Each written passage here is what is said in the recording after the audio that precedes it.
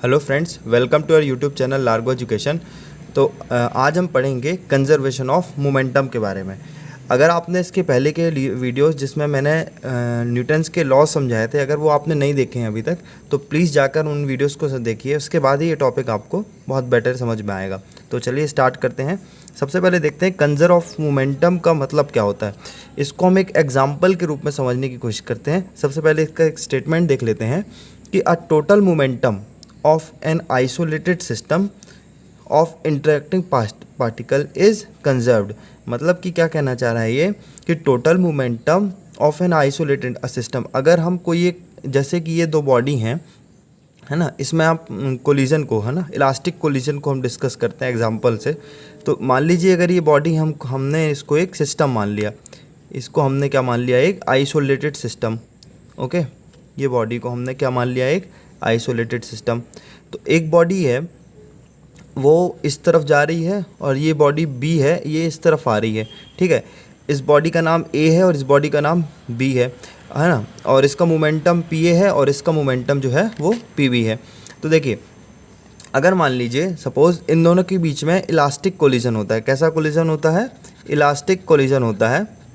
तो तब क्या होगा कि तब उस समय पर क्या होगा कि ये दोनों बॉडी के बीच की जो एनर्जी है वो कंजर्व रहेगी। हमने क्या माना है कि ये दोनों जो हैं वो आइसोलेटेड सिस्टम में है। आइसोलेटेड सिस्टम में होने के कारण क्या होगा कि आइसोलेटेड सिस्टम होने का मतलब यही होता है कि इन दोनों से एनर्जी ना तो बाहर जा सकती है, ना तो एनर्जी या मास जो है वो अंदर आ सकता है। ना एनर्जी इससे अंदर आएगी और ना ही एनर्जी इससे बाहर जाएगी। तो ये एक पूरा का पूरा आइसोलेटेड सिस्टम हो गया। अब देखते हैं, जब ये बॉडी का कोलिजन होगा, ठीक है, तो ये इलास्टिक कोलिजन है। इलास्टिक कोलिजन का मतलब ये होता है कि जो एनर्जी है, इसकी एनर्जी जो भी होगी, जैसे इसका जो मोमेंटम था पी ए था और इस बॉडी का मोमेंटम था पी बी, तो इन दोनों का जो मोमेंटम था वो चेंज नहीं होगा। इलास्टिक कोलिजन का मतलब ही यही होता है कि इन दोनों का जो मोमेंटम है वो चेंज नहीं होगा। ठीक है, तो मान लीजिए चेंज नहीं होगा, वो आगे हम प्रूफ कर देंगे कैसे नहीं होगा। तो अभी देखते हैं कि जो इस बॉडी का पी ए था और ये इस बॉडी का पी बी था, इन दोनों के बीच में एक इलास्टिक कोलिजन होता है। अब देखते हैं आगे, इलास्टिक कोलिजन के बाद इस बॉडी का डायरेक्शन इस तरफ हो जाता है और इस बॉडी का डायरेक्शन जो है वो इस तरफ हो जाता है। ये पी डैश इसका मोमेंटम हो गया, इस बॉडी का हो गया पी बी। अब देखते हैं आगे, तो अब देखते हैं आगे क्या है कि by Newton's second law of motion से हमने क्या पढ़ा था कि एक्सटर्नल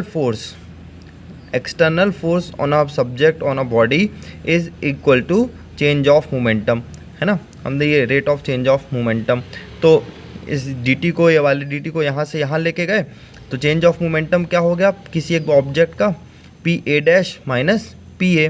पहले जो फाइनल था और उसके बाद जो इनिशियल था वो चेंज आ गया। सिमिलरली बॉडी बी में देखते हैं, B to A, B day is equals to P dash B minus P B. Okay, अब आगे देखते हैं, हमने क्या पढ़ा था, न्यूटन का third law of motion. Newton का थर्ड लॉ ऑफ मोशन क्या कहता है कि अगर कोई every action has equal and opposite reaction. तो अब देखते हैं क्या कि एफ ए बी, ए से बी पर लगने वाला जो भी फोर्स होगा उसी के इक्वल और अपोजिट डायरेक्शन में बी से ए में लगने वाला फोर्स होगा।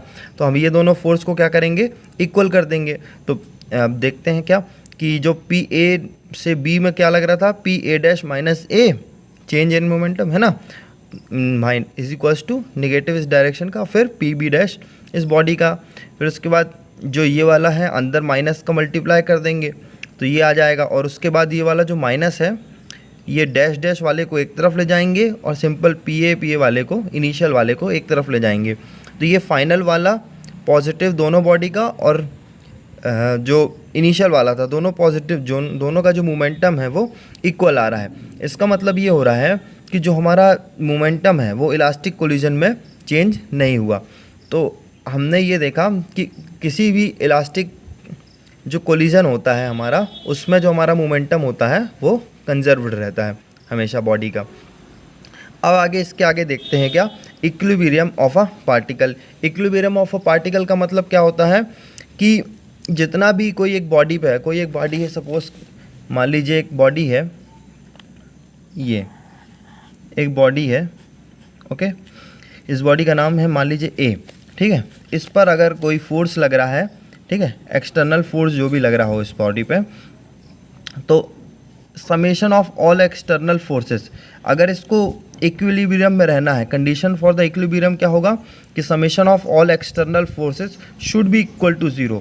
मतलब जो अगर फोर्स यहाँ से F इस बॉडी पर इस तरफ से लग रहा होगा तो वही फोर्स निगेटिव डायरेक्शन में, मतलब इस बॉडी के अपोजिट डायरेक्शन में इस तरफ लगना चाहिए। मतलब कि समेशन ऑफ इन दोनों का फोर्स, मतलब F plus negative F is equals to 0, ये हमेशा होना ही चाहिए।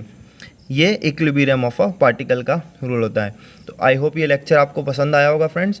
अगर ये लेक्चर आपको पसंद आया हो तो प्लीज़ इस लेक्चर को लाइक कीजिएगा, शेयर कीजिएगा अपने दोस्तों के साथ, और हमारे चैनल को सब्सक्राइब करना ना भूलेगा। Thanks for watching, have a nice day.